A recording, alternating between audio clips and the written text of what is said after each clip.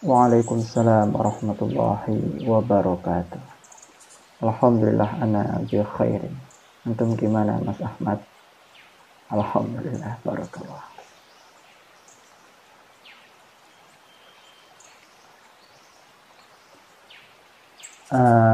Itu tema kita hari ini ya. Baik.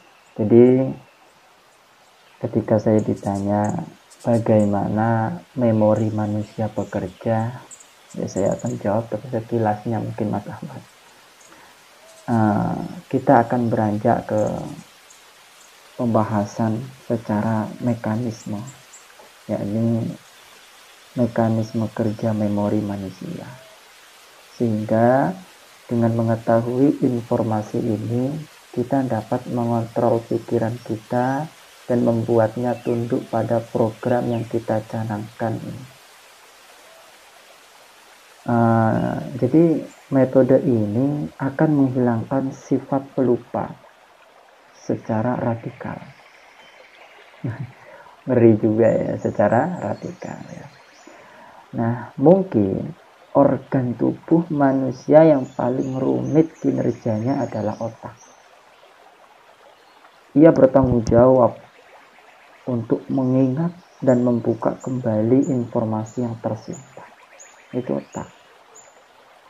Ini merupakan anugerah tentunya dari Allah Subhanahu wa Ta'ala yang harus selalu kita jaga dan kita syukuri. Al-Quran pun berkata itu, la in syakartum la azidannakum. Apabila kalian bersyukur, Allah akan tambah nikmat itu.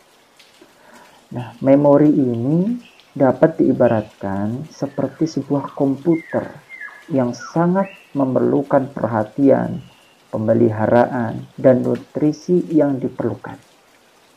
Komputer tidak akan bisa kita gunakan kalau tidak ada baterainya, lowbat contohnya, kan nggak bisa kita pakai.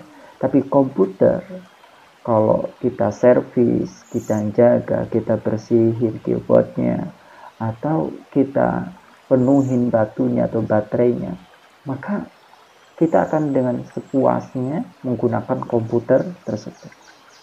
Begitu juga dengan otak atau memori kita. Nah, ada sebuah perkara penting dalam hal ini, yaitu kita harus memperhatikan cara kita menyimpan informasi tersebut supaya mudah untuk dibuka kembali. Jika proses penyimpanan informasi tersebut diiringi dengan pemahaman terhadap informasi yang disimpan itu, maka hal itu akan lebih efektif dalam proses mengingat. Oleh karena itu, saya nasihatkan kepada seluruh para penghafal Al-Quran di dunia ini, ya, untuk memahami apa yang kita hafalkan dengan menelaah kitab-kitab tafsir yang ringkas dan mudah dimengerti. Jadi maksud saya itu begini loh. Kalau kita ingin menghafal surat An-Nas, ya, surat An-Nas, usahakan tidak hanya menghafalnya saja secara tekstual, tapi usahakan untuk lebih mengetahui maknanya, artinya, dan berusaha memahami asbabun nuzulnya, dan teliti. Qul a'udzu birabbin nas. Fahami, qul maknanya apa, a'udzu birabbin nas maknanya apa. Cari tahu, ditelaah sampai ketemu asbabun nuzulnya, sebab perkaranya. Nah, ini akan menguatkan hafalan kita.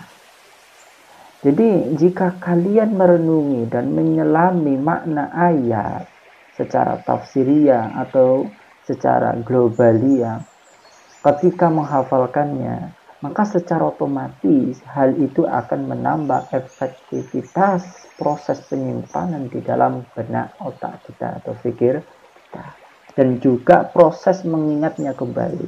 Karena kalau kita menghafal Quran itu ya Mas, kita itu butuh dua, yaitu menghafal, usaha menghafal, yang kedua usaha murojaah. Dan para penghafal Quran mungkin sudah paham lah ya, bahwa menghafal lebih mudah daripada murojaah. Artinya murojaah itu lebih sulit daripada menghafal. Dan memang ya ini sebuah frasa yang sangat bagus. Karena mendapatkan lebih mudah daripada setelah dapat untuk menjaganya. Artinya mengikat itu lebih mudah, tapi menjaga ikatan itu sangat sulit. Nah, itulah Al-Quran. Hafalnya kita tentang Al-Quran ayat itu mudah mungkin, tetapi menjaganya butuh konsisten dan butuh keistiqomahan. Jadi itu yang saya pahamkan. Ya. Dengan cara memahami tafsirnya, memahami maknanya, artinya, dan kajian-kajian ilmu dalam ayat tersebut, maka kita akan mudah untuk mengikat dan mudah untuk menjaganya. Itulah konsepnya. Nah, jika kita mengetahui bahwa memori tersusun atas daya hafal dan jejaring informasi yang saling terkait satu sama lainnya, maka kita harus mengikat dan mengaitkan ayat-ayat yang kita hafalkan dengan mentadaburinya, memahaminya, dan memperluas imajinasi kita. Seperti tadi, misal saya katakan pada Quran surat Al-Ikhlas, Qul huwallahu ahad. Saya harus paham maknanya apa, tujuan ayat itu apa, asbabun nuzulnya harus apa. Dan kita juga harus paham bagaimana cara merealisasikan atau mengimplementasikan ayat tersebut dalam kehidupan sehari-hari kita. Ini manfaatnya besar, yaitu salah satunya untuk menguatkan hafalan Quran kita. Atau contoh yang lainnya, ketika saya ingin menghafalkan surat Yusuf, maka hal yang saya lakukan adalah pertama, mempersiapkan diri saya secara matang untuk mengetahui lebih lanjut kisah Nabi Yusuf alaihissalam itu sendiri. Itu yang pertama saya siapkan. Yang kedua, mengetahui hikmah mengapa ia tercantum di dalam Al-Quran. Kenapa nama Yusuf itu tercantum dalam Al-Quran? Itu yang saya akan cari. Dan mengapa pula Allah menurunkannya kepada Rasulullah Shallallahu Alaihi Wasallam? Apa hikmahnya? Itu saya cari. Nah, itu caranya. Kemudian hal yang ketiga yang akan saya lakukan adalah mengetahui pelajaran hikmah.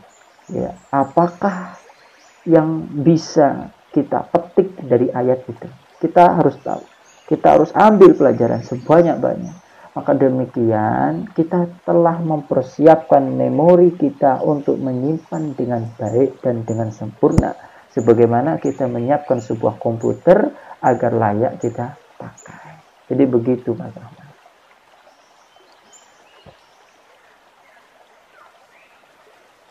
Na'am, barakallahu fiikum ajmain.